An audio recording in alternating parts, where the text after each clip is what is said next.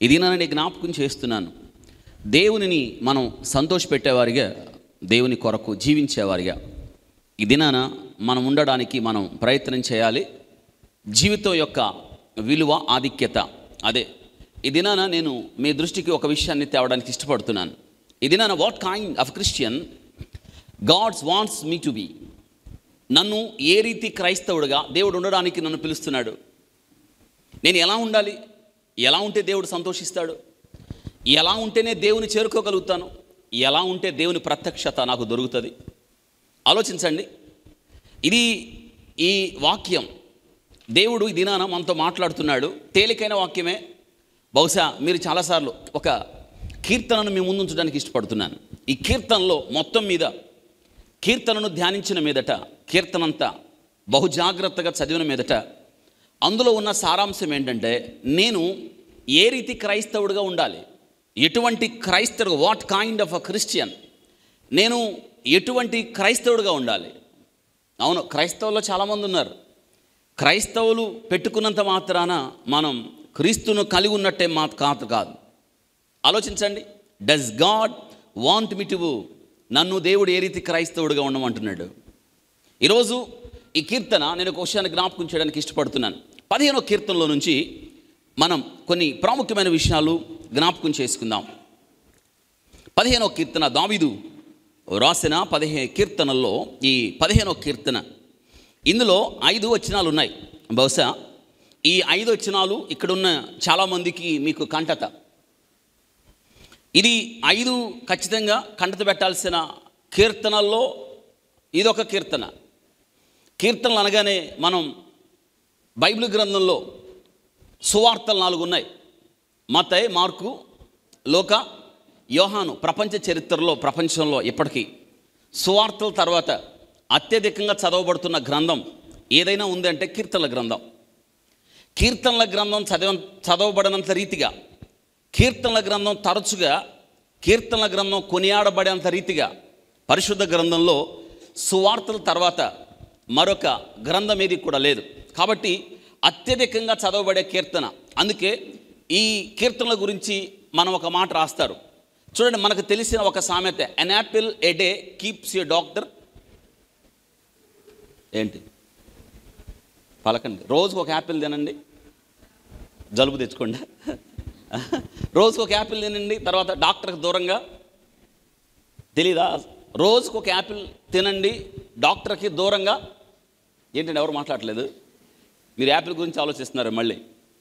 అంటే రోజుకు ఒక యాపిల్ తింటే యాపిల్లో చాలా పోషకాలు, యాపిల్లో ఉండే మనం ఖనిజ లవణాలు, సూక్ష్మము స్థూలము అంతా ఎసెన్షియల్ న్యూట్రియంట్స్ మన దేహానికి ఏం కావాలో అవన్నీ 100% దేనిలో ఉన్నాయి? యాపిల్లో ఉన్నాయి. కాబట్టి యాపిల్ తింటే మీరు ఆరోగ్యంగా ఉంటారు. అప్పుడు ఆయనతో పని ఉండదు. ఎవరితో? కాదు, డాక్టర్తో. కాబట్టి ఏంటి? రోజుకు ఒక యాపిల్ తినండి. పూర్తి చేయండి, పర్లేదు. ఇప్పుడు రోజుకు ఒక యాపిల్ తినండి. ఇంకోసారి చెప్పండి. దాన్ని కొంచెం మార్చారు అంతే. తెలుగులో రోజుకు ఒక కీర్తన చదవండి, పాపానికి దూరంగా ఉండండి. ఇప్పుడు చెప్పండి, పెద్ద చెప్పండి అమ్మా. సింపుల్. నిజంగానే ఈ కీర్తనలో దావీదు కీర్తనలను చదువుతాం. ఒక మాట, ఈ కీర్తనల గురించి ఎంత చెప్పినా తక్కువే. ఈ కీర్తనలు 150 కీర్తనలు ఉన్నాయి. సహజంగా మన వాడుకి ఏంటంటే దావీదు కీర్తనలు అనేస్తాం. దావీదు రాసిన కీర్తన మనకు అలవాటు అయిపోయింది. అలాగా ఎందుకు అలవాటు అయిపోయిందంటే 150 కీర్తనల్లో అత్యధిక భాగం ఎవరు రాశారు? దావీదు రాశాడు. కాబట్టి దావీదు కీర్తనలు అన్నాం అంతే. కానీ అన్నీ దావీదు రాయలేదు. బహుసార్లు నేను ఈ కీర్తనల గురించి చెప్పాను. దావీదు అత్యధిక భాగం రాశాడు కాబట్టి ఈ కీర్తనలు దావీదు కీర్తనలు అన్నాం. ఈ 150 కీర్తనల్లో దావీదు రాసింది 73 దగ్గరగా.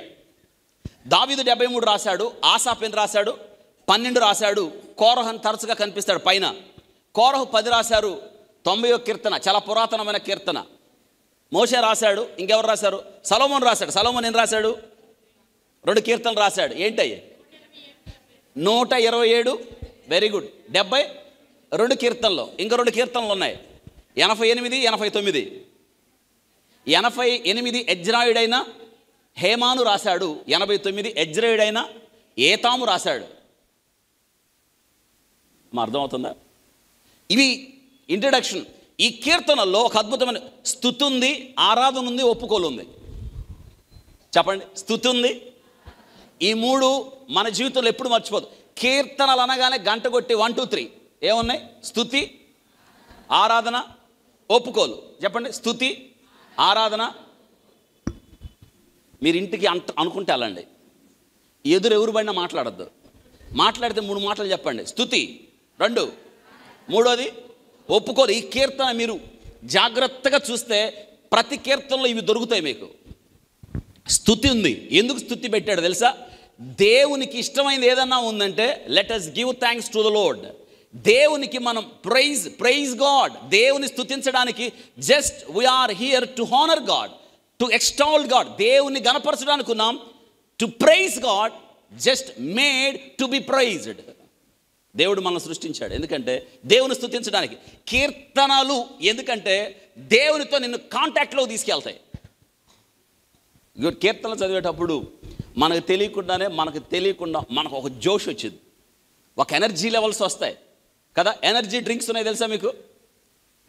ఎనర్జీ డ్రింక్స్ అనే మధ్య కొత్తగా వచ్చినాయి. వాటిలో ఏమి ఎనర్జీ ఉండదు, కానీ మీకు నీరసం వచ్చినప్పుడు గ్లూకోజ్ తాగారు ఎప్పుడైనా? తాగి చాలా రోజులైంది. మీకు బాగా నీరసంగా ఉన్నప్పుడు గ్లూకోజ్ ఉంది కదా, గ్లూకోజు దాన్ని నీళ్ళలో కలుపుకొని ఒక గ్లాస్ తాగండి, ఏమైంది? ఎనర్జీ, ఇన్స్టెంట్ ఎనర్జీ వచ్చింది. గ్లూకోజ్లో మనం గ్లూకోజ్ అని ఎందుకు వచ్చాం? అదేం చేస్తాయంటే బ్రెయిన్కి ఇమ్మీడియట్గా శక్తిని తీసుకెళ్తాయి. అందుకే మనకు ఎనర్జీ వచ్చింది. నేనేమంటానంటే మన జీవితంలో కూడా చాలాసార్లు అర్థం కాని పరిస్థితులు వస్తాయి. ఏం చేయాలో తెలియదు. మానవ జీవితం అంతా జస్ట్ లైక్ ఏ పజిల్, ఒక చిక్కుముడి. ఆ ఏం చేయాలో అర్థం కాదు. ఎనర్జీ డ్రింక్ లాగా ఇందాక చెప్పాను, రోజుకు ఒక కీర్తన. ఈ కీర్తనలో స్తుతి ఉంది, ఈ కీర్తనలో ఏముంది? ఆరాధన ఉంది. ఈ కీర్తనలో ఒప్పుకోవడం. నిజమే, ఈ కీర్తనలు నిజంగా దేవునికి దగ్గరగా తీసుకొస్తాయి. ఈ కీర్తనలు మనల్ని, ఒక మాట, ఎవరికి దగ్గరగా ఉండాలి మనం? దేవునికి. ఈ కీర్తనలు దావీదు 73 కీర్తనలు రాశాడు. ఈ కీర్తనల గురించి దావీదు జీవితంలో అప్ అండ్ డౌన్స్ ఉన్నాయి. క్రైస్తవ జీవితంలో ఎప్పుడు ఉంటాయి? అప్ అండ్ డౌన్స్ ఉంటాయి. ఒక్కోసారి మనం లోయలో అంతా పడిపోతాం, ఒక్కోసారి కొండ మీద అంతా అనుభవం ఉంటుంది. మన జీవితాలు ఎలా ఉంటాయి తెలుసా? కొండ మీద ఉన్నప్పుడేమో ప్రభువా నీకు వందనాలు అంటావు, తర్వాత లోయలో పడ్డప్పుడు ఏం దేవుడు ఏమంటావు. చాలామంది ఇది అందుకే కీర్తనలు చదవాలి. కొండ మీద ఉన్నప్పుడు ఒక విషయం దావీదు ఏం చెప్తాడంటే, కొండ మీద ఉన్నప్పుడు ప్రభువా ఈ స్థితిలో నన్ను ఉంచావు, let give thanks to the Lord, దేవునికి కృతజ్ఞత చెల్లించండి అని చెప్పాడు. లోయలో పడ్డప్పుడు ప్రభువా లోయలో పడ్డా, అయినా నువ్వు నాకు దగ్గరకు ఉన్నావు అనాలి. కొండ మీద నుంచోబెట్టినందుకు దేవుని కొందనాలు, లోయలో పడ్డప్పుడు మన పక్కనే ఉన్నందుకు ఆయన. అందుకే గాఢాంధకారపు లోయలోకి నేను వెళ్ళినా ఎందుకు? నీ దుడ్డు కర్ర నా పక్కనే. కాబట్టి ఈ కీర్తనలో దావీదు జీవితంలో ఉన్నతమైన స్థితి ఎలా తెలుసో లోయ అనుభవం కూడా తెలుసు. ప్రభు మోషేకి ఇచ్చిన ఒక మాట చెప్తూ అంటున్నాడు, మోషే మీరు వెళ్ళు దేశం అలాంటి దేశం కాదు, కొండలు లోయలు కలిగిన దేశం. మన జీవితంలో కొండలు ఉన్నాయి, అప్స్ ఉన్నాయి, ఉన్నతమైన స్థితి ఉంది, ఆశీర్వాదాలు ఉన్నాయి, గొప్ప స్థితి ఉంది. కానీ అదే సమయంలో తెలీదు. ఆలోచించండి, మన జీవితంలో పాతాళంలోకి పడిపోయి అందరూ విడిచిపెట్టి నిరాశ నిస్పృహల్లోకి వెళ్ళిన అనుభవాలు మన జీవితంలోకి వస్తాయి. దావీదు ఏం చేశాడంటే, కొండ మీద దేవుడు అతని జీవితాన్ని నిలబెట్టినప్పుడు దేవుని స్తుతించాడు. లోయలో దేవుడు ఒకవేళ ఆయనకు అనుమతి ఇచ్చినప్పుడు దేవుని యొక్క నమ్మకత్వాన్ని బట్టి తన స్థితిని ఒప్పుకున్నాడు. దావీదు ఈ రెండింటి మధ్య దావీదు తీసుకున్న నిర్ణయమే ఆరాధన. స్తుతి, ఆరాధన, ఒప్పుకోలు ప్రతి కీర్తనలో ఇవి ఉంటాయి. నేనేమంటానంటే కీర్తనలు సువార్తల తర్వాత అత్యధికంగా ప్రపంచంలో క్రైస్తవులు మాత్రమే కాదు, ప్రపంచంలో ఎక్కువ చదవబడుతున్న ఈ కీర్తనలు నిజంగా నేటి దినాన ఈ కీర్తనల గ్రంథాన్ని 150 కీర్తనలు దేవుడు మనకిచ్చినందుకు నిజంగా మనం ఎంత ధన్యులమో ఆలోచించండి. కాబట్టి మనం ఇంటిలో కలిసి సాయంత్రం వేళ కుటుంబ ప్రార్థనలో మీ రెగ్యులర్ బైబిల్ స్టడీ చదివిన తర్వాత ముగింపుకు వచ్చేటప్పటికి రౌండ్ కూర్చొని ఒక్కొక్క వచనం చదవడం చాలా ధన్యకరం. అలాంటివి ఏమైనా జరుగుతున్నాయి అంటారా? జరిగి చాలా కాలం అయినట్టుంది. మళ్ళీ స్టార్ట్ చేయండి. కుటుంబం అంతా కీర్తన చదవాలి. ఈ కీర్తనలో ఉన్న స్తుతి, ఆరాధన, ఒప్పుకోలు మన ఇంటిలో జరగాలి. ఈ ఒప్పుకోలు మన ఇంటి నిండా ఉండాలి ఈ కీర్తన. ఎందుకంటే ఈ కీర్తనలో ఉన్న శ్రేష్టమైన విషయాన్ని మనం స్వతంత్రించుకోవాలి. ఈ కీర్తనలో అంత గొప్ప ఆధిక్యత ఉంది. దావీదు తన జీవితంలో ఉన్నతంగా ఉన్నప్పుడు దేవుని స్తుతించాడు, లోయలో పడ్డప్పుడు దేవుని యొక్క నమ్మకత్వాన్ని అంటున్నాడు. నేను భయపడను అని లోతైన అనుభవాల్లో దావీదు ఉన్నతమైన స్థితిలో ఎలా కీర్తన రాశాడో, లోతైన అనుభవాల్లోకి వెళ్ళినప్పుడు కూడా దావీదు అలా రాశాడు. దావీదు రాసిన స్తుతి, ఆరాధన కీర్తనలో నేటి దినాన మనందరికి ఆధారమైనవి.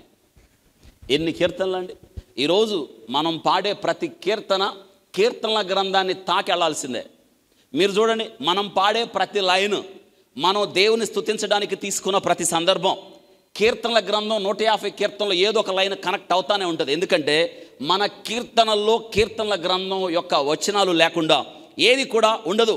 ఈ కీర్తనల్లో దావీదు ఫోకసింగ్, తన దృష్టిని గాడ్లీ లివింగ్, దేవుని బిడ్డగా క్రైస్తవ జీవితంలో, దేవునికి భయపడిన జీవితంలో, దైవత్వాన్ని కలిగిన వ్యక్తిగా దేవుని ముందు ఎలా నడవాలి అని దాని మీద ఫోకస్ చేశాడు. కీర్తనల గ్రంథం మనకి ఏమి నేర్పిస్తుందంటే గాడ్లీ లివింగ్ అంటాం. దేవుని యందు భయభక్తులు కలిగి జీవించటం, ఇది చాలా ప్రాముఖ్యం. దావీదు ఈ కీర్తనలో చాలా వరకు కూడా దావీదు అనుభవాలు ఉన్నాయి. అంత మాత్రమే కాదు, దావీదు ఈ కీర్తన చదవడం ద్వారా క్రిస్టియన్ క్యారెక్టర్ మనలో డెవలప్ అయ్యేది. క్రైస్తవుడిగా ఎలా ఉండాలో, దేవుణ్ణి నమ్మిన వారిగా, దేవుని యందు మన నమ్మకత్వాన్ని కలిగిన వారిగా మనం ఎలా ఉండాలో ఈ కీర్తనల గ్రంథంలో మన జీవితంలో గొప్ప ఆధిక్యత. ఒక మాట చెప్తాను, ఇంట్రడక్షన్ చాలు. ఈ కీర్తనల గ్రంథం జీవితంలో మనకు బాధ కలిగినప్పుడు కొన్ని పరిస్థితులను బట్టి మనం 2 డైలాగులు వాడతాం. ఏంటో తెలుసా? నాకు పెద్ద తలనొప్పిగా ఉంది, ఈ మాట విన్నప్పుడు నా గుండెలో నొప్పిగా ఉంది అన్నారా? ఏంటి? మనకి లేని పదాలు, కాని పదాలు, అవి లేకపోయినా ఊరకే పలుకుతాం మనం. ఏంటి? తలనొప్పి. చెప్పండి అమ్మా, ఎక్కడెక్కడ నొప్పులు మనకి? చూడండి, అరికాల నుంచి నన్నెత్తి వరకు అన్ని నొప్పులే. మనం సహజంగా అంటాం, అబ్బో నాకు అది విన్నప్పుడు నాకు పెద్ద హెడేక్ వచ్చేసింది అంటావు, తలనొప్పి వచ్చేసింది. తర్వాత ఆ వార్త విన్నప్పుడు నాకేమైంది? ఎవ్వరు బలకట్లా. చెప్పండి, ఏమొచ్చింది? తలనొప్పి వచ్చింది, గుండెల్లో నొప్పి వచ్చింది. నేనేమంటానంటే, నీ తలనొప్పికి, జీవిత ప్రయాణంలో గుండెల నొప్పికి సర్వరోగ నివారణి కీర్తనలో. అవునమ్మా, గంతే. ఇది జీవితంలో వచ్చే హెడేక్స్, జీవితంలో వచ్చే హార్టేక్స్, తలనొప్పికి, గుండె నొప్పికి సరైన చిట్కా, మందు, దేవుడిచ్చిన తైలం, ఔషధం ఏంది? అవును, టీవీలో అడ్వర్టైజ్మెంట్ వచ్చింది, అబ్బా తలనొప్పి అనగానే జెండు బాం అన్నారా? ఇప్పుడు నిన్నెవరైనా తలనొప్పి అంటే వెంటనే తెరవండి కీర్తనలో. ఈరోజు మనం భాష మారిపోయింది. జెండు బామ లేదు, ఇంకేం తలనొప్పికి ఏం వాడతాం మనం? ఏంటంటే శాస్త్రి బామ. నిజంగానే ఆడ చూసారు, అది కూడా నిజమే. చూడండి, జెండు బాం పోయి ఏమైంది? శాస్త్రి బామ, ఇంకా ఆచార్య బాములు కూడా వస్తాయి. ఇక ఏ బాము కానీ ఇక్కడ ఒక విషయం రాయబడింది కీర్తనలు మన జీవితంలో. అవును, పాత నిబంధనలో దేవుడు ఎన్ని జవాబులు ఇచ్చాడు. గాడ్లీ క్యారెక్టర్, దేవుని సంతోషపెట్టడానికి, దేవుని గణపరచడానికి, focusing and developing faith and confidence in God. దేవునిలో విశ్వాసాన్ని, క్రైస్తవ జీవితాన్ని కట్టుకోవడానికి దేవుడిచ్చిన బ్రిడ్జ్, దేవుడిచ్చిన నిచ్చెన, దేవుడిచ్చిన మెట్లు ఏదైనా పెట్టుకోండి. భాష అవన్నీ ఏంటి? 150 కీర్తనలు. కాబట్టి ఈ కీర్తనల గ్రంథం అంతా మనం ఒక్క కీర్తనలో ధ్యానం చేసేయచ్చు. అదే 15వ కీర్తన. దాన్ని ఏమంటారంటే పరిశుద్ధ పర్వతం ఎక్కడానికి మెట్లు మన భాషలో, లేదా దేవుని చేరుకోవడానికి మనం వెళ్ళాల్సిన దారి. ఇది ఈ కీర్తన. ఇప్పుడు తెరవండి, ఇది అద్భుతమైన కీర్తన. ఈ 15వ కీర్తనలో ఇది దావీదు రాశాడు. ఇక అందులో మనకి డౌట్ ఏం లేదు, అర్థమైందా? దావీదు రాస్తున్నాడు. 5 వచనాలు ఉన్నాయి. ఇప్పుడు ఈ 5 వచనాలతో మనం ఇంకొక వచనం కూడా కలుపుకోవాలి. 24వ కీర్తన, అది కూడా చూద్దాం. 4 వచనం కూడా కలుపుకోవాలి. దీంతో 4వ వచనం కూడా కలుపుకోవడం మంచిది. ఈ మొత్తం కలిపి ధ్యానిస్తే మనకి 150 కీర్తనలో ఒక స్పష్టత వస్తుంది.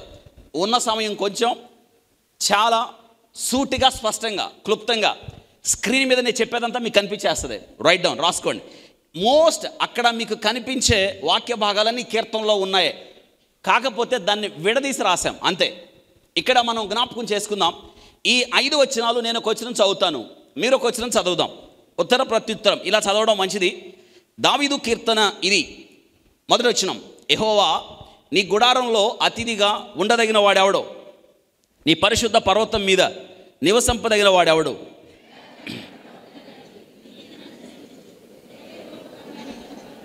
అటివాడు నాలుకతో కొండెములాడడు, తన చెలికానికి కీడు చేయుడు, తన పొరుగు అని మీద నింద మోపడు.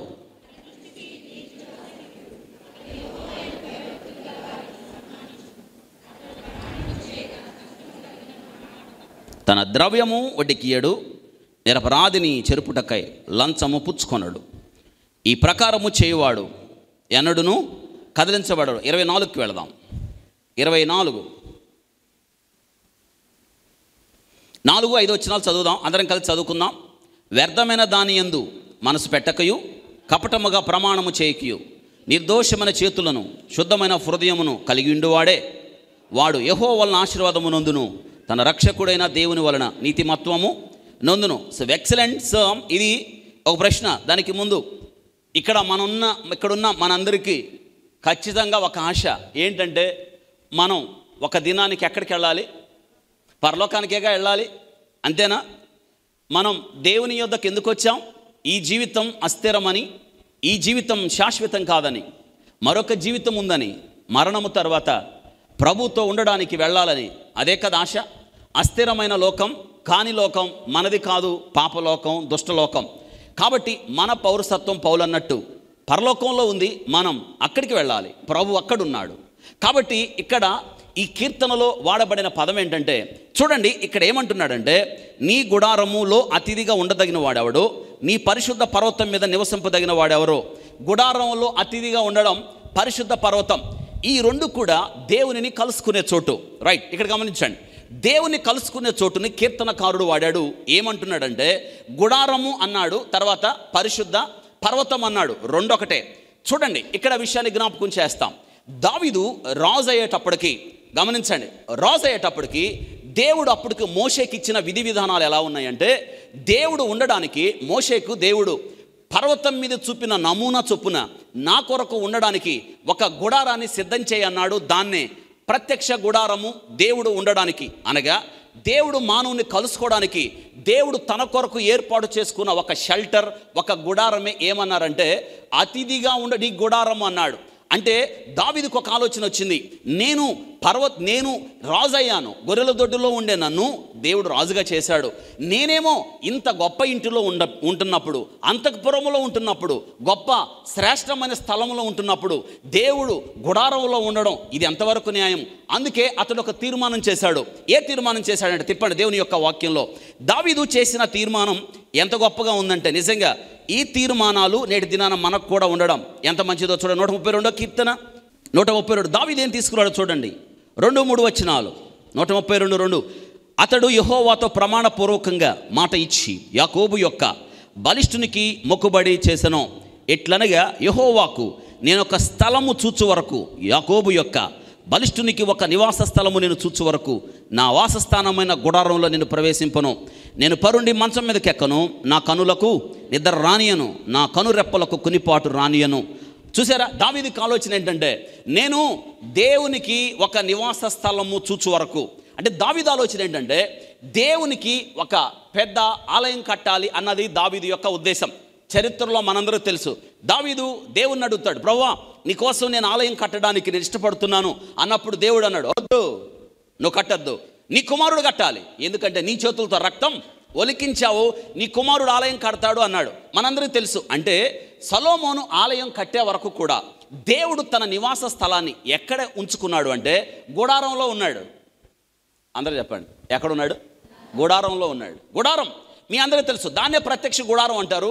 ప్రత్యక్ష గుడారంలో 3 భాగాలు ఉంటాయి. ఆవరణ, పరిశుద్ధ స్థలం, అతి పరిశుద్ధ స్థలం. గమనించండి, ఆవరణలోకి మనందరూ రావచ్చు, పరిశుద్ధ స్థలంలో పరిశుద్ధ స్థలం దాకా రావచ్చు, కానీ అతి పరిశుద్ధ స్థలం ఉందే, ఎవ్వడెళ్ళడు అక్కడికి.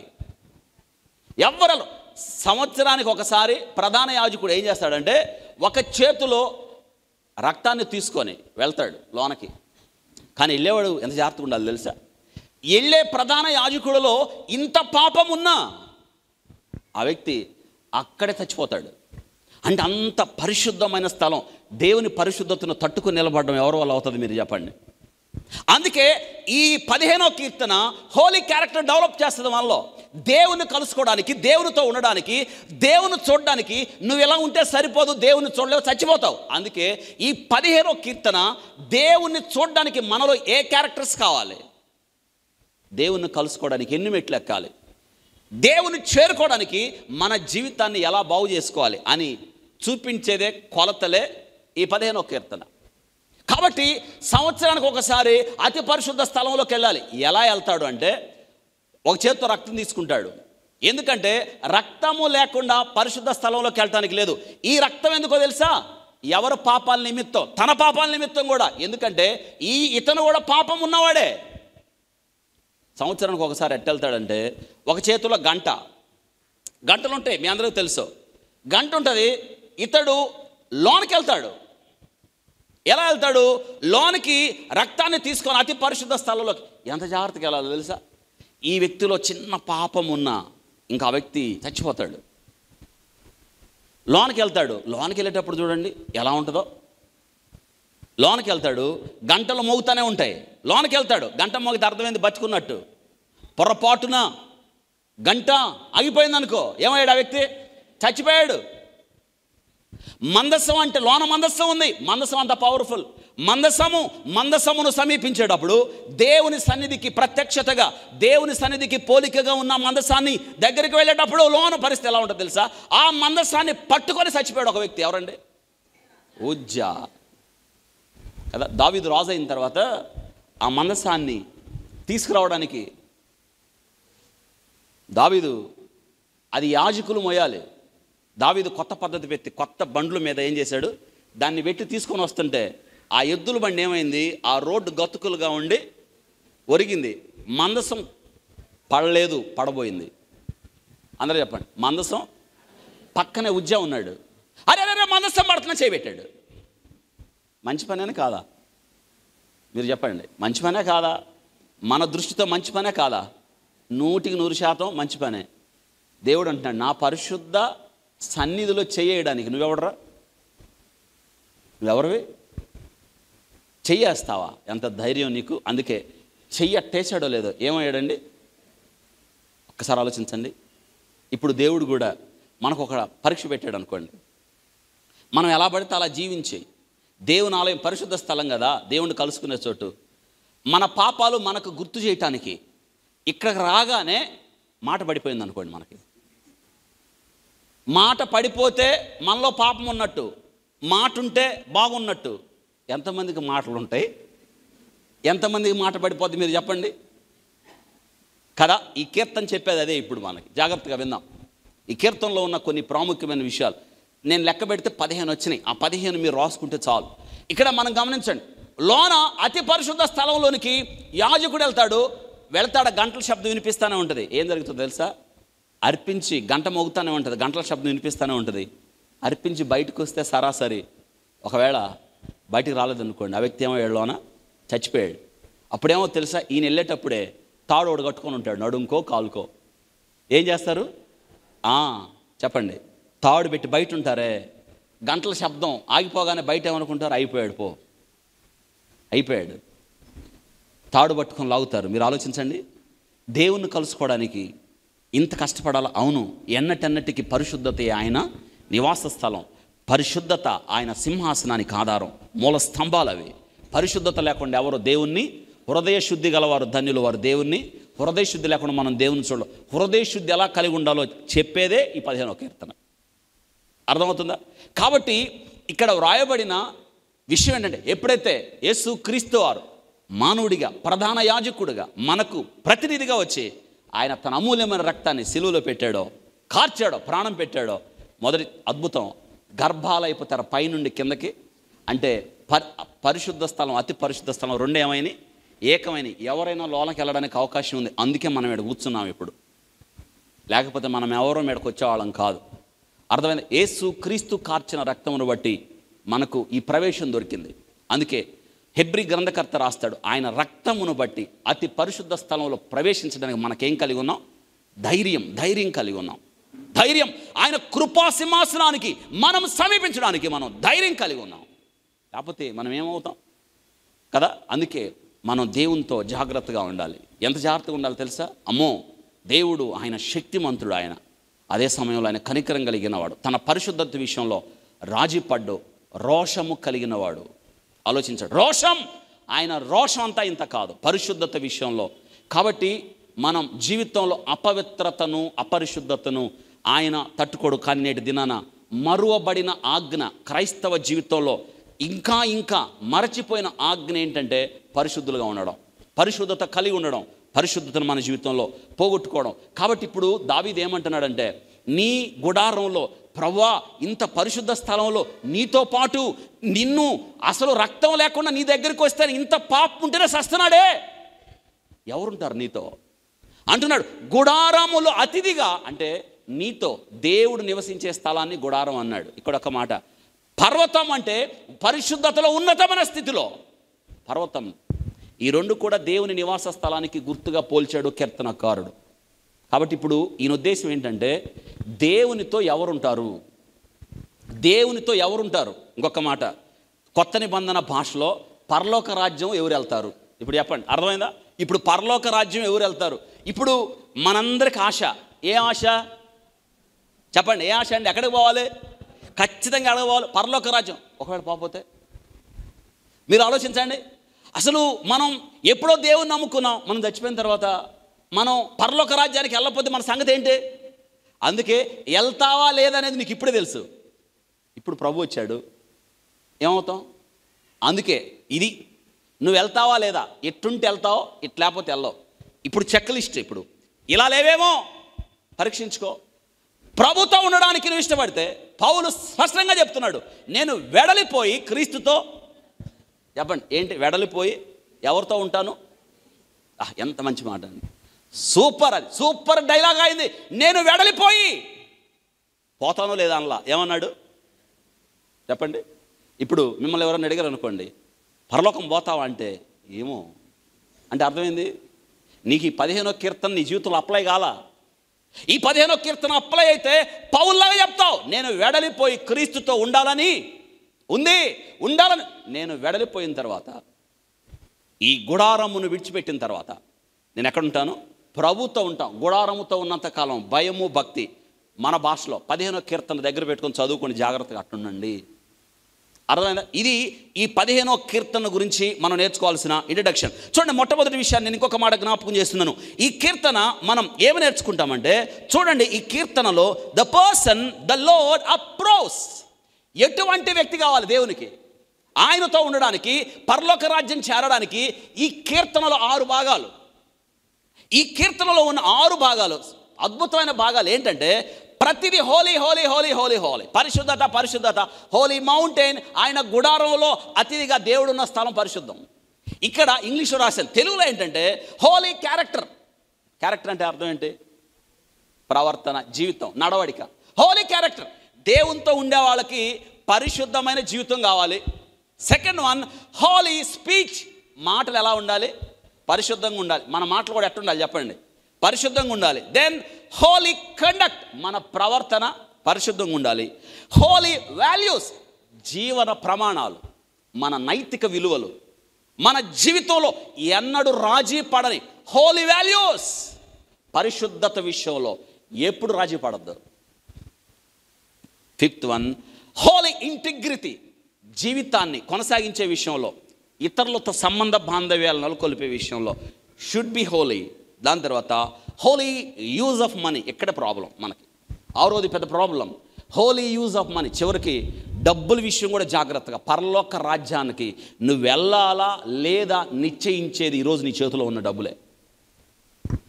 ఈ కీర్తనకారుడు దేవుడు ఏ విషయాన్ని వదిలిపెట్టలా. Again holy character, holy speech, holy conduct, holy values, holy integrity and holy use of money ఉన్నాయంటారా? ఇది మనం జ్ఞాపకం చేసుకోవాల్సిన ప్రాముఖ్యమైన విషయం. అమ్మ రాసుకున్నారా? చాలా ప్రాముఖ్యం. ఇక్కడ ఇంకొక విషయం నేను జ్ఞాపకం చేస్తున్నాను. 10 థింగ్స్ ఇక్కడ ఇంపార్టెంట్. 10 అద్భుతమైన ఈ కీర్తన ఆధారం చేసుకుంటే ఈ 10 నుంచి బయటకు వచ్చినాయి 15 విషయాలు. తెలుగులో 15 వచ్చినాయి. తెలుగులో నేర్చుకోవడం మంచిది. ఇంగ్లీష్లో ఉన్నాయి. ఇంగ్లీష్ని ఆధారం చేసుకున్నప్పుడు 10 వచ్చినాయి. ఈ ఇంగ్లీష్ నుంచి విడగొడితే 15 వచ్చినాయి. మనం తెలుగు వాళ్ళం కాబట్టి 10 నేర్చుకోవడం. అయితే ఇవి చాలా మంచి పదాలు. ఈ 10 కూడా ఊరికే నేను చదువుతాను, రాసుకోవాలి, రాసుకోండి. వాక్ అప్రైట్లీ. తెలుసా, జీవితంలో పాపము అపరాధం లేకుండా జీవించడం. ఏంటి అందరూ చెప్పండి. జీవితంలో పాపము అపరాధం లేకుండా. బైబిల్ గ్రంథంలో 2 వ్యక్తులు, యోసేపు జీవితంలో పాపము అపరాధము ప్రస్తావించబడలేదు. దానియేలు జీవితంలో పాపము అపరాధము ప్రస్తావించబడలేదు. యేసుక్రీస్తు జీవితంలో పాపము అపరాధము ప్రస్తావించబడలేదు. కాబట్టి వారిని పోలి జీవితం, యేసుక్రీస్తుని పోలిన జీవితం మనం జీవించాలి. దేవుని చేరడానికి ఆయనలాగా ఉండాలి, క్రీస్తులాగా ఉండాలి, క్రీస్తులాగా ఎదగాలి, నవీన స్వభావాన్ని ధరించుకోవాలి, మొత్తం మీద క్రీస్తును ధరించుకోవాలి. ఇది చెప్పేదే ఈ యొక్క కీర్తన. అర్థమవుతుందా?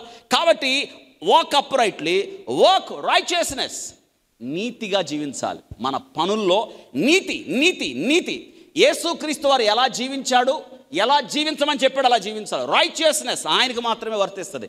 యేసుక్రీస్తు మన నీతి అయి ఉన్నాడు ఆయన. అవును కదా? Work, righteousness, NITI. Be honest in your heart. హృదయంలో తెలుసా, నీకు తెలుసు నీ హృదయం నిర్దోషంగా ఉందా, నీ హృదయము నీ మీద నేరస్థాపన చేస్తుందా? Clear cut. ఇందులో మనం ఎవరిని మోసం చేయొచ్చేమో, కానీ ఇక్కడున్న వ్యక్తిని మాత్రం మనం ఎన్నడూ మోసము చేయలేము. Never gossip. కాని మాటలు, లేని మాటలు, చాడీలు, తెలుగులో కొండాలు. అమ్మా, ఇక్కడ మనం వీక్ అవుతున్నామేమో చూడండి. కాని మాట నమ్ముతావు, లేని మాట పలుకుతావు, విన్నది కొంచెం అయితే దాన్ని జోడించి కథా స్క్రీన్ ప్లే దర్శకత్వం నువ్వే వహించి నువ్వు చూసినట్టుగా గాసిప్. దేవుడు అంటున్నాడు 4 కోస్తా. దేవుని డైలాగ్ ఇది. ఇంకొకసారి చెప్పావా, దేవుడు ఏమంటున్నాడు, వాళ్ళ నాలుక నేను కోస్తా, పెదాలు కాలుస్తా. దేవుడు 4 కోస్తే ఏంది మన సంగతి? అమ్మో, దేవుడు 4 కోస్తాడా? ఖచ్చితంగా కోస్తాడు. నువ్వు ఆ సాడీలు చెప్పడం మానకపోతే, కాని మాటలు వలగపోతే, ఇదే మాటలు రాస్తూ ఇక్కడ పనికి రాని స్త్రీలు, పనిలేని స్త్రీలు ఇంటింటా తిరుగుతూ ఏం రాశారండి? ఎక్కడెక్కడ తిరుగుతా? తిన్నగి ఇంటికాడ కూర్చొని 15వ కీర్తన చదువుకో, దేవుడు తాట తీస్తాడు. మరి ఒకసారి ఆలోచించండి. ఇంటింటి ఎందుకో? కారణం ఏంటి? ఏ కారణం నీకు? ఇంటింటికి పోయి ఏం చదువుతావు? గాసిప్స్. ఆ ఇంట్లో వార్తలు, సమూకరణ, ఈ ఇంట్లో రిలీజ్ చేయటం, ఈ ఇంట్లో సమకూర్చుకొని అవి కలుపుకొని 3వ ఇంటికి పోయి ఇల్లు తిరిగే కొంత లగేజ్ పెరిగిద్ది, గాసిప్స్ పెరుగుతాయి. ఏం చెప్తారు వెళ్ళి అక్కడ? ఇది తెరవరు, వాక్యం తెరవరు. వెళ్ళేటప్పుడు వచ్చినప్పుడు వందనాలు, వెళ్ళేటప్పుడు ప్రార్థన. ఇప్పుడు ఆలోచించండి, నాకు ఆశ్చర్యం అవుతూ ఉంటుంది. ఇప్పుడు ఈ గాసిప్స్ అన్నీ చెప్పారు కదా, కాని మాటలన్నీ పలికారు కదా, ప్రార్థన ఏమో చేస్తారు అక్కడ వెళ్ళేటప్పుడు? ప్రభువా ఎన్నో మర్మాలు బయలుపరిచావు, చేయరా? ఏంటి? ఆయనే సాక్షి, ఇంకేం చెప్పండి. పోయి నెత్తినేం పోసుకున్నట్టు నీవు చాలా మాటలు బయలుపరిచావు. మళ్ళీ మేము కలుసుకొని ఈ రీతిగా మాట్లాడుకునేటట్టు జాగ్రత్త. నాలుక కట్ చేస్తాడు ఆయన. గాసిప్స్ వద్దు. ఇక్కడ అట్లాంటి చాడీలు కొండలు చెప్పాడు. ఎట్టి పరిస్థితుల్లో పరలోకం అసలు వారు చూడండి. Protect your neighbour. జాగ్రత్త, నీ పొరుగువాడు నీకన్నా గొప్ప.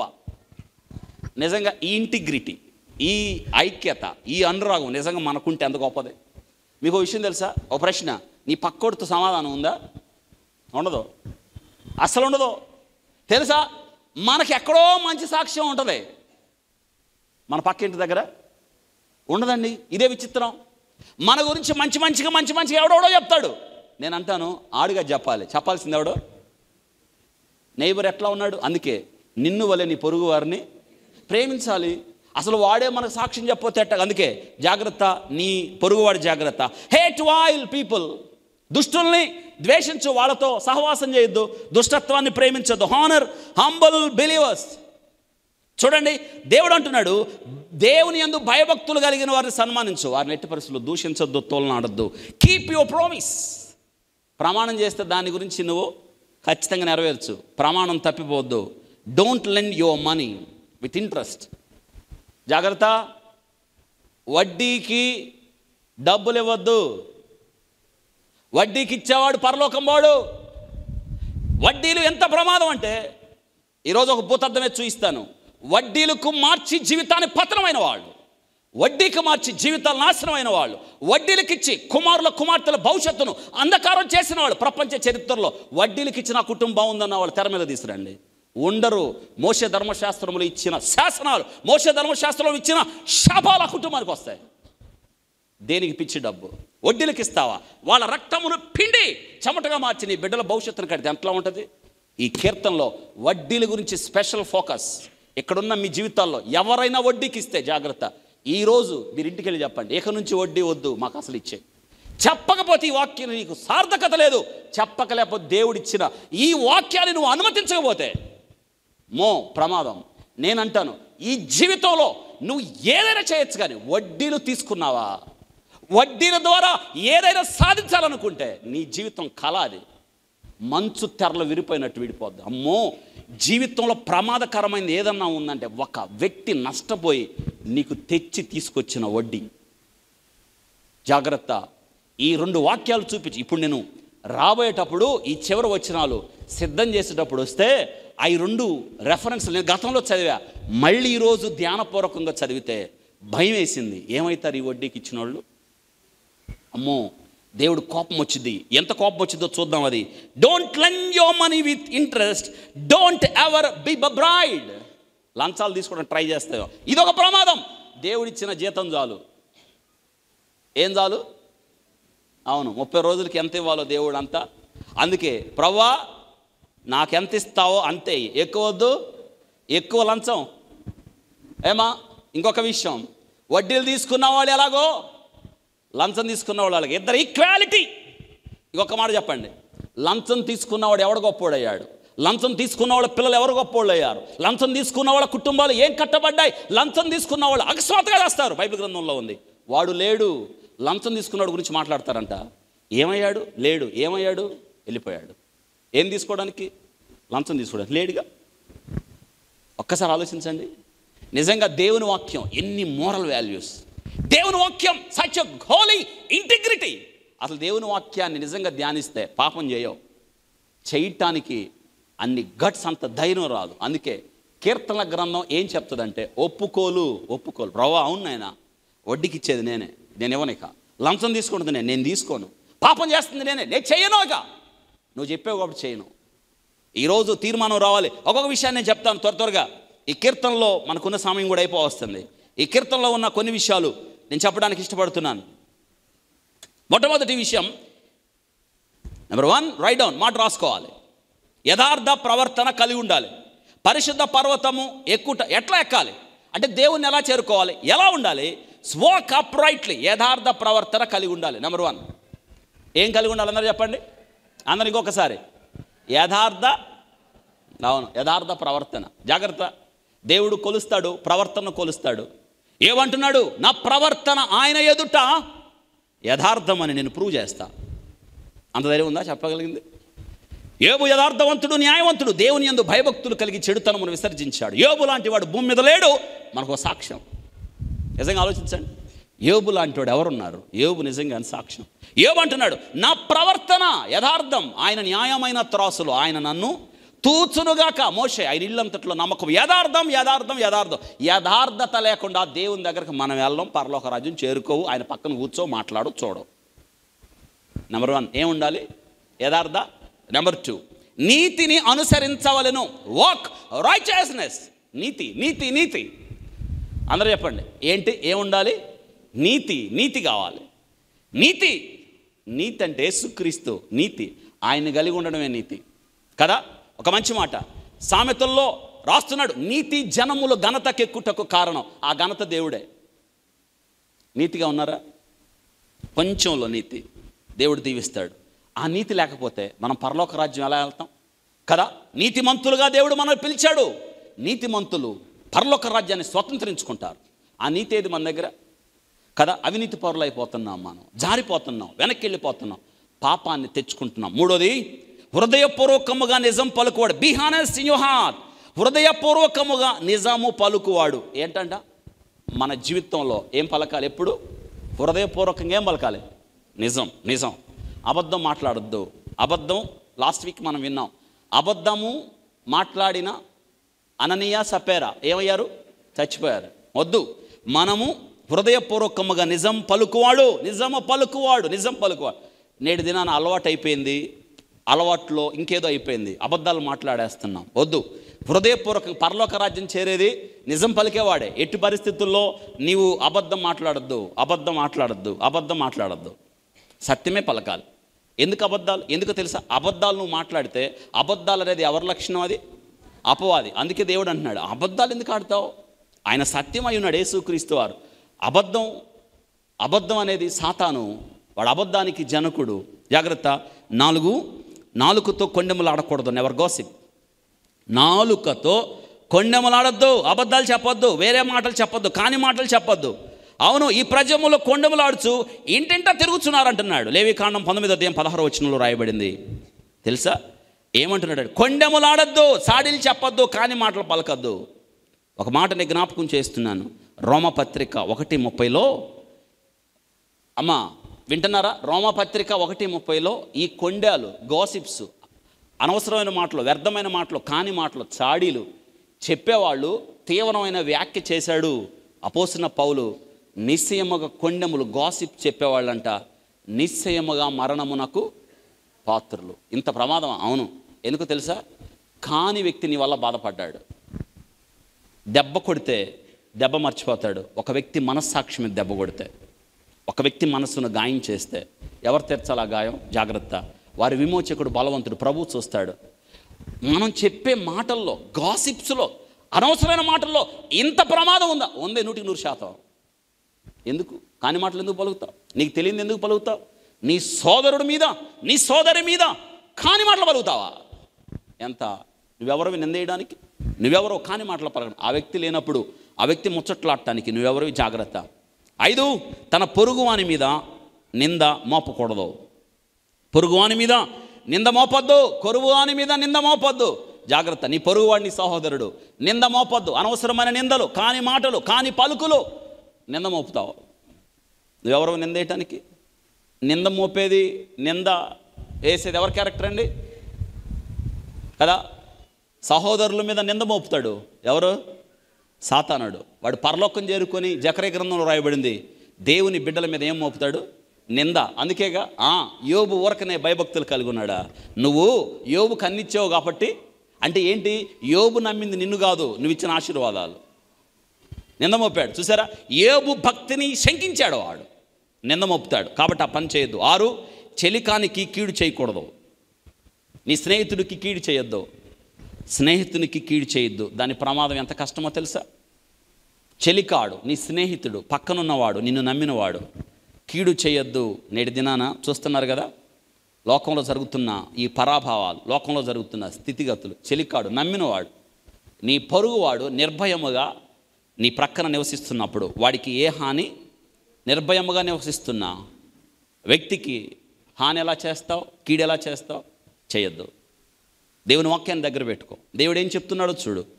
దేవుడు చెప్పినట్టు నీ జీవితం ఉందా లేదా పరీక్షించుకో. ఈ కీర్తన గ్రంథం ఒప్పుకోలుకు తీసుకుని వెళ్తుంది. చెలికానికి అవును కీడు చేయకూడదు. ఒకవేళ నీ శత్రువైనా కానీ వాడికి మేలే చేయి. వాడు పడిపోయినప్పుడు ఏంటి? సంతోషించద్దు. వాడు త్రొట్టిల్లినప్పుడు సంతోషించద్దు. ఒకవేళ వాడి కోపమును వాడి మీద నుండి దేవుడు నీ మీదకి డైవర్ట్ చేస్తే ఏంటి నీ పరిస్థితి? వాడు పడ్డాడంటే అర్థం ఏంటంటే నువ్వు పడవని కాదు, నువ్వు పట్టడానికి కూడా అవకాశం ఉంది. జాగ్రత్త. ఎప్పుడు వేరే వాళ్ళ మీద పై చేయి సాధించడానికి ప్రయత్నం చేయొద్దు. ఎవరిని తొక్కడానికి ప్రయత్నం చేయొద్దు. ఎవరిని కాని మాటలు తీసుకొచ్చి వారిని లోకానికి అప్పగించద్దు. జాగ్రత్త.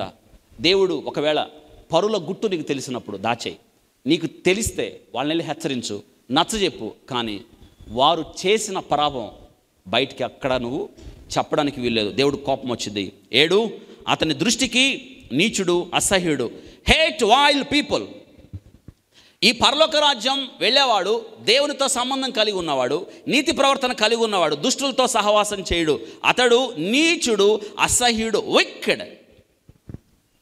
The person is wicked living. ఎవడైతే దుష్టత్వంలో జీవిస్తున్నాడో ఈ కీర్తనల గ్రంథాన్ని అనుసరించి నడిచేవాడు వాళ్ళతో చేరడు, దుష్టులతో చేరడు. అందుకే కదా మొదటి కీర్తన, దుష్టుల ఆలోచన చొప్పున పాపుల మార్గం, అపహాసులు కూర్చున్న చోట. అది దుష్టులు, పాపులు, అపహాసకులు ఈ మూడింటిని కలిపేమంటారంటే నీచులు అంటారు వాళ్ళని. Vile V I L E vile. వాళ్ళతో ఎప్పుడు కలవద్దు. 8వ విషయం, యెహోవా యందు భయభక్తులు గలవారిని సన్మానిస్తాడు. ఈరోజు నేను జ్ఞాపకం చేస్తున్నాను, ఇది గొప్ప విషయం.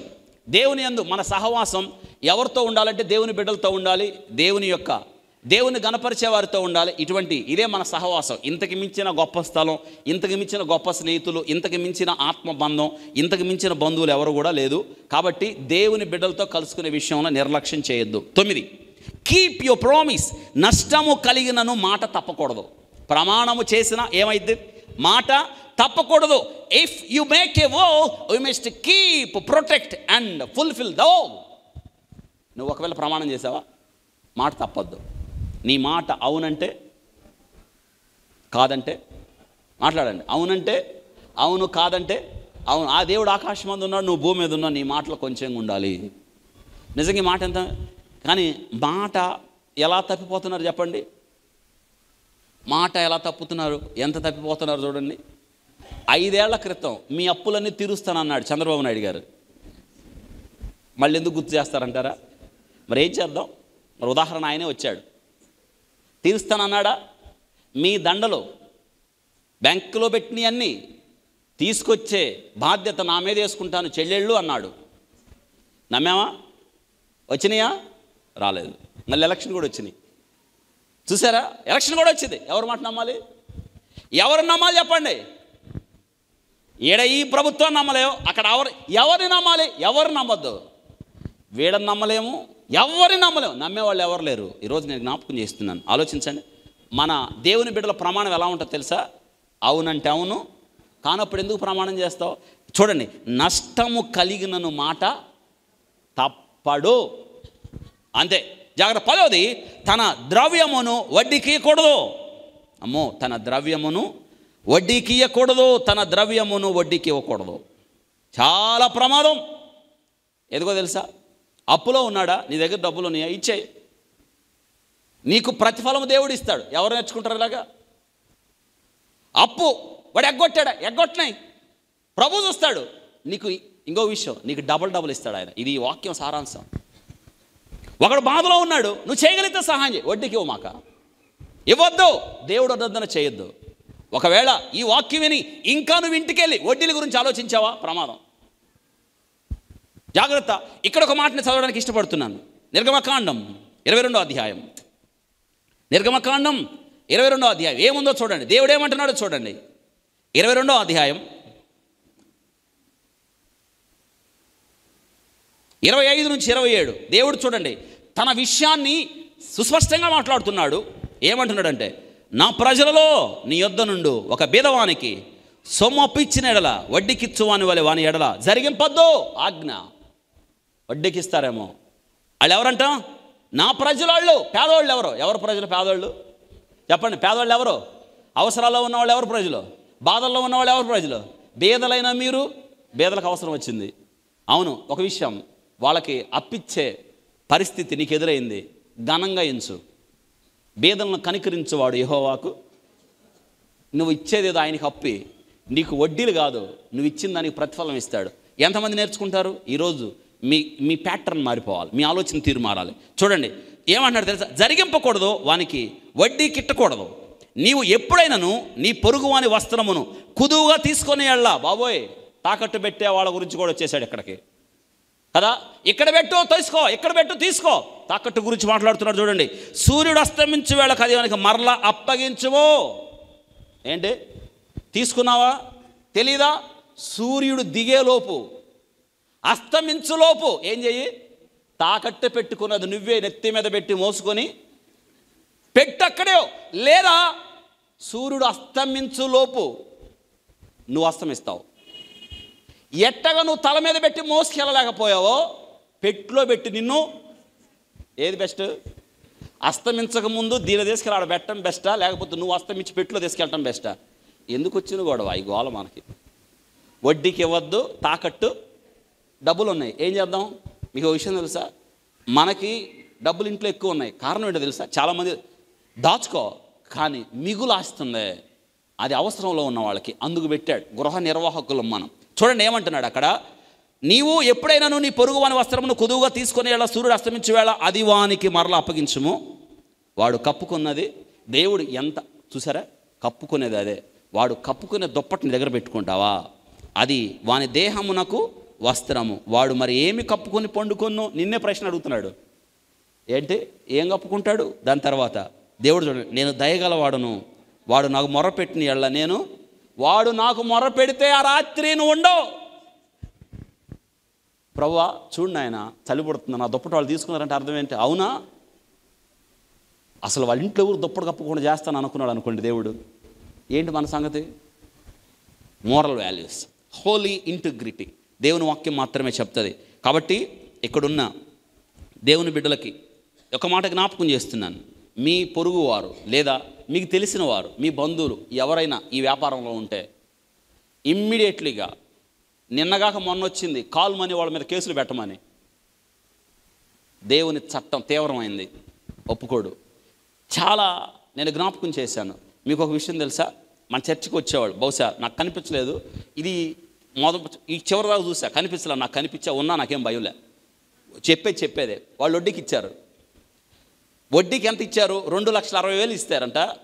వాళ్ళు 5 లక్షలు ఇస్తే 2,60,000 మిగులు ఉంది, 2,40,000 తీర్చారు. 2,60,000 అసలు ఇవ్వాలి, దానికి వడ్డీ 7 లక్షలు అయింది. ఏంది 7 అసలు ఎంత? 2,60,000. 7 9,60,000 కట్టి అసలు కాగితం రాయమంటున్నారు, ఖాళీ చెక్కు మీద సంతకం పెట్టమంటున్నారు.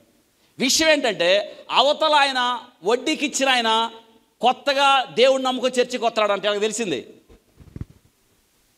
కాబట్టి ఇప్పుడు ఆయనకి ఎవరు చేత చెప్పించాలి? ఉన్నానుగా. చూడండి, వీళ్ళు నా దగ్గరికి వస్తే అరిశాను, మీరు ఎందుకు తీసుకున్నారు? వడ్డీ తీసుకోవచ్చా? అవసరం ఉంది, మీరు ఇంకేం దేవుని నమ్ముకున్నారు? అంత వడ్డీ ఎలా కట్టారు? ఇప్పుడు కట్టి వాళ్ళ జీవితం నాశనమని వాళ్ళు పేదరికంలోకి వచ్చేసారండి. ఒక ఆశతో వచ్చారు. ఏం చేయాలి? నేను అన్నాను, ఆయన బాధపడతాడేమో అమ్మా, నాకు తెలిసిందని బాధపడతాడేమో, లేదా ఆయన గురించి ఇలా అనుకుంటామని, నాకు ఆయన ఎవరో తెలిసిపోయింది, ఇలా అనుకుంటాడేమో అనిపించి, మంచి పనేగా, సరే నేను ఆలోచించి చెప్తాను, మంచి పనేగా.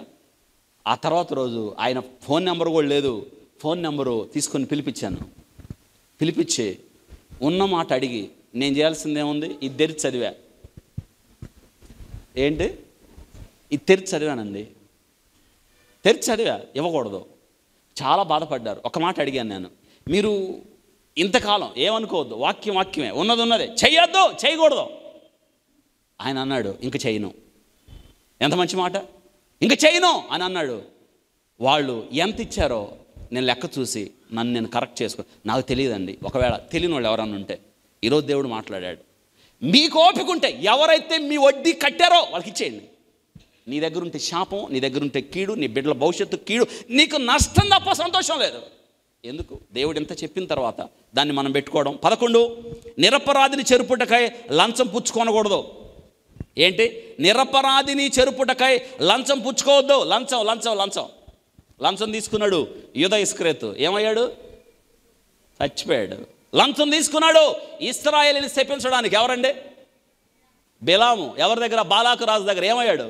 దారిలో చచ్చిపోయాడు. ప్రపంచ చరిత్రలో లంచాలు తీసుకున్న వాళ్ళు ఉండరు. ఇంత తీవ్రమైన వ్యాఖ్యలు 15వ కీర్తనలో చెప్తున్నాడు. ఇప్పుడు ఆలోచించారా? 12 నిర్దోషమైన చేతులు కలిగి ఉండాలి. ఏం కలిగి ఉండాలి? చేతులు ఎట్లుండాలి? మాట్లాడండి అమ్మా, మన చేతులు ఎలా ఉండాలి? ఉదయాన్నే అలా చేయాలి. ప్రభువా నిర్దోషమైన చేతులు, ఈ చేతులు నువ్వు నాకు ఇచ్చావు, నిర్దోషంగా ఉండాలి కదా. చేయాల్సిందంతా చేసి పిలాతు చేతులు కడుక్కుంటున్నాడు. ఎవరిని అప్పగించాడు? యేసయ్యని అప్పగించి, ఈ దోషం చేతులు కడుక్కుంటే పోద్దా? పోదు. జాగ్రత్త, నిర్దోషమైన చేతులు. కాబట్టి అన్యాయపు సిరి విషయంలో నమ్మకంగా ఉండని ఎడల సత్యమైన ధనమును ఎవరు మీ వశం చేస్తారు? జాగ్రత్త, నిర్దోషమైన చేతులు. 13 శుద్ధమైన హృదయము కలిగి ఉండాలి. ఏం కలిగి ఉండాలి? శుద్ధమైన హృదయం. అవును, మీ దేహము దేవుని ఆలయం, దేవుని ఆత్మ అందులో నివాసం చేస్తుంది. శుద్ధమైన హృదయం. 14 మనం అక్కడికి వెళ్తాం. విగ్రహముల తట్టు తన మనసు. 24వ కీర్తన. దేని తట్టు? విగ్రహములు. ఇంతవరకు ఈ కీర్తనలో దొరికినాయి మనకి. ఇంకా మనం 14, 15 విగ్రహముల తట్టు తన మనసు. నీ దేవుడు నిజమైన వాడు. విగ్రహాలు మన జీవితంలో ఏది కూడా ఉండొద్దు. ఆలోచించారా? అవును, యెషయా గ్రంథంలో అంటున్నాను, ఆ జనులు 2 నేరాలు చేశారు. జీవజలముల ఊటైన నన్ను విడిచి తమ కొరకు తొట్లను అనగా బద్దలైన నీరు నిలవని తొట్లను వాళ్ళు తొలిపించుకున్నారు. అన్య దేవతల విగ్రహాల వైపు వెళ్ళిపోయారు. జాగ్రత్త. అవును కదా, ఇశ్రాయేలీలు దేవుని విడిచిపెట్టి అన్య దేవతల వైపు వెళ్ళారు. చివరిగా కపటముగా ప్రమాణము చేయకూడదు. కపటముగా ప్రమాణం చేయకూడదు. కపటముగా మనసులో ఏదో పెట్టుకొని అనవసరంగా కాని మాటలు, వ్యర్థమైన మాటలు, ఇవండి ఈ 15 క్యారెక్టర్స్. సమయం ఇప్పుడే అయిపోయింది, 8 అయిపోతుంది. కాబట్టి కపటముగా మనం ఎప్పుడు కూడా ప్రమాణం చేయకూడదు. ఈ 15 మన జీవితంలో పరలోక రాజ్యం వెళ్ళాలన్న ఆశ, పరలోక రాజ్యం వెళ్ళాలన్న నిరీక్షణ, దేవుని చూడాలన్న ఆశ, ఆ పరిశుద్ధ పర్వతం మీద ప్రభుతో కలిసి సంభాషించాలన్న తృష్ణ, ఆకాంక్ష, మన పితరులు అబ్రహాము, మన పితరులు ఆదాము, మన పితరులందరూ దావీదు దగ్గర నుంచి మన తండ్రులు, మన తాతలందరూ వారిని కలుసుకునే స్థలానికి వెళ్ళాలంటే చెక్ లిస్ట్. ఇలా ఉన్నామా లేదా? లేకపోతే ఈ లిస్ట్ దగ్గర పెట్టుకొని ఈ విషయంలో డిఫాల్ట్, ఈ విషయంలో నాకు ప్రాబ్లం ఉంది, ఈ విషయంలో నేను సరిగ్గా లేను అని ఆ విషయాన్ని సరిచేసుకొని దేవుని వాక్యం ద్వారా మన జీవితాన్ని కట్టుకుంటే ఖచ్చితంగా పౌలు అన్నట్టు నేను వెడలిపోయి ఎక్కడికి పోతాను.